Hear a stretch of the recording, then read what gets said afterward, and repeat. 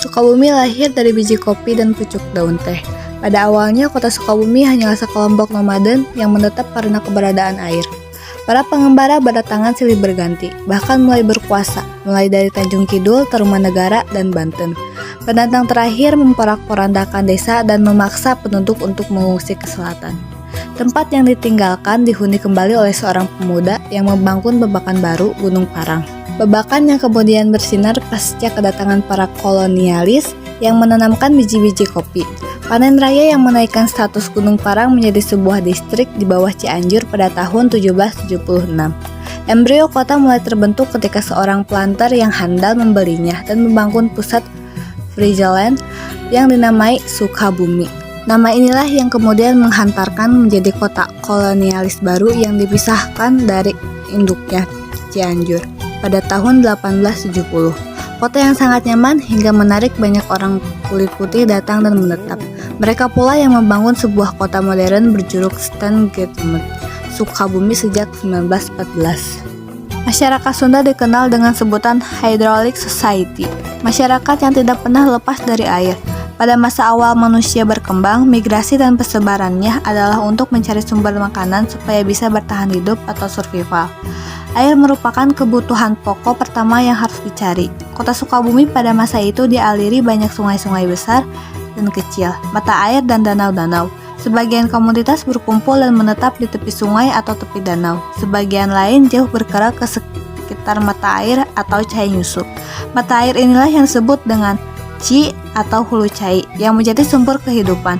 Penetapan itu mensakralkan mata air dan menamai setiap alirannya dengan nama cai. Begitu pula tempat mereka tinggal mengambil nama dari mata air, sungai, danau tersebut.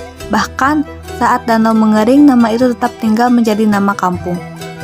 Proses penamaan Sukabumi. Serangan Inggris ke Pulau Jawa menyebabkan beralihnya kekuasaan dari Perancis ke Inggris yang diwakili oleh Sir Thomas Stamford Raffles. Penjualan beberapa parcel tanah di wilayah sekitar Batavia, Kerawang, Priangan, dan Semarang akibat kurangnya dana pasca perang menyebabkan wilayah Sukabumi masuk dalam daftar lelang yang akhirnya dimenangkan oleh seorang dokter bedah yang juga menjabat sebagai sersan kopi, yaitu Andries de Wilde. Pada tanggal 15 Januari 1813, Andries de Wilde mulai mengelola tanah yang luas tersebut dan bermukim di kampung Cikole, distrik Gunung Parang. Wilde membangun sebuah rumah bata yang bagus dan besar.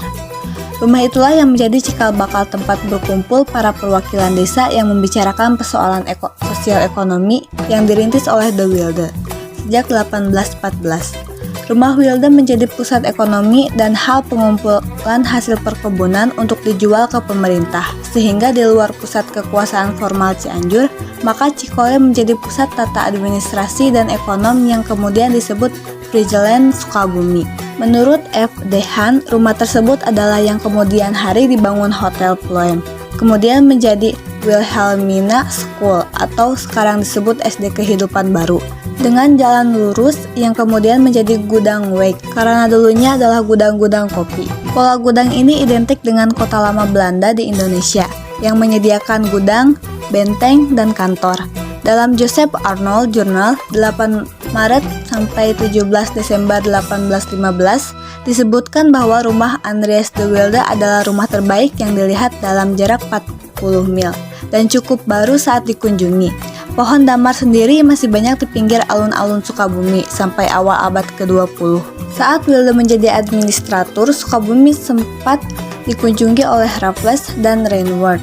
Secara informal, Andries de Wilde membentuk semacam forum RT atau RW, di mana semua kepala adat dan dari para tetua atau kokolot, kelas miskin dari setiap dusun berkumpul di wilayah Wilde untuk meningkatkan produktivitas dan perbaikan dalam hal tanam-menanam maupun dalam koordinasi satu sama lain, sehingga semua pihak bisa satu visi. Hal ini dilakukan sejak tahun 1814 dengan frekuensi sebulan sekali. Pada pertemuan ini, setiap anggota forum bebas untuk memberikan saran dan masukan serta ide-ide cerdas lainnya. Bahkan para kuli bisa mengatasnamakan majikan mereka jika diminta. Sekembalinya ke dusun, mereka mulai menyebarluaskan dari mulut ke mulut tentang hasil pembicaraan kepada anggota masyarakat lainnya. Kokolot dan asal nama Sukabumi. Para kokolot yang disebut Andreas de Wilde adalah para ketua kampung yang tersebar di wilayah Friesland yang dikelolanya yang terbentang dari Cimangkok sampai Cicurug, mengikuti sepanjang jalan Grote Postweg. Jika melihat temuan sejarah pemukiman di kota Sukabumi, maka bisa diketahui kelompok mana saja yang saat itu membentuk perkampungan selain penduduk asli. Khusus lingkup kota berikut adalah kelompok-kelompok yang diperkirakan sudah ada saat Andreas de Wilde datang ke tanah Sukabumi. Yang pertama ada kelompok lokal dari Sriwidari sekarang. Yang kedua pengikut Mbah Jaya Prana di Perana sekarang. Yang ketiga kelompok Limbangan Garut keturunan Adipati Jiwanagara yang bermukim di Sukaraja. Keturunannya kemudian menempati wilayah shopping mall sekarang yang dulunya adalah Istal dan Jagal Kuda. Yang keempat kelompok Panjalu keturunan Pangeran Sakti yang bermukim di Berhuma di wilayah Tipar sekarang.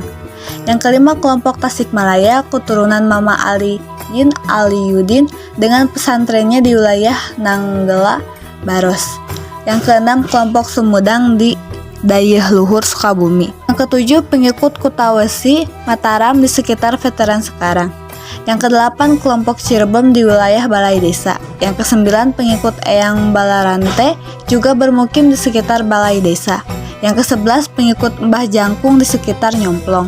Yang kedua belas pengikut Mama Sanyur dan keturunan dalam Cikundul di Cikundul. Yang ke-13 keturunan Adipati Mataram di Ciwangi. Sedangkan kelompok lain di luar kota Sukabumi sekarang juga cukup banyak. Di antaranya di Cikembar banyak keturunan dari Arya Wiratanudatar. Kemudian dari Situawi hingga Cibadak banyak keturunan dari pengikut pendakwah dari Banten selain masyarakat lokalnya. Kemudian ada keturunan Raden Yuda Perdawa di Gandasoli, yaitu anak Raja Panjalu Arya Sacanata. Sudah pasti Andreas de Wilde mengumpulkan kokolot dari seluruh tanahnya yang terbentang dari Cimangkok sampai Cicurug. Nama yang diajukan berupa dua kata, yaitu Suka dan Bumi. Sebenarnya nama yang lazim pada masa itu yang diambil dari bahasa Sanskerta. Suka adalah serapan dari kata Asoka yang berarti hilangnya kesedihan. Soka adalah kesedihan, A adalah tidak. Atau adanya rasa senang, suka atau soka atau suko di Jawa mengandung arti kesenangan. Kemudian bumi dalam bahasa Sanskerta berarti tanah. Kedua kata tersebut seringkali digabungkan dengan kata lain dan membentuk toponimi seperti di Periangan sejak lama ada nama Sukapura.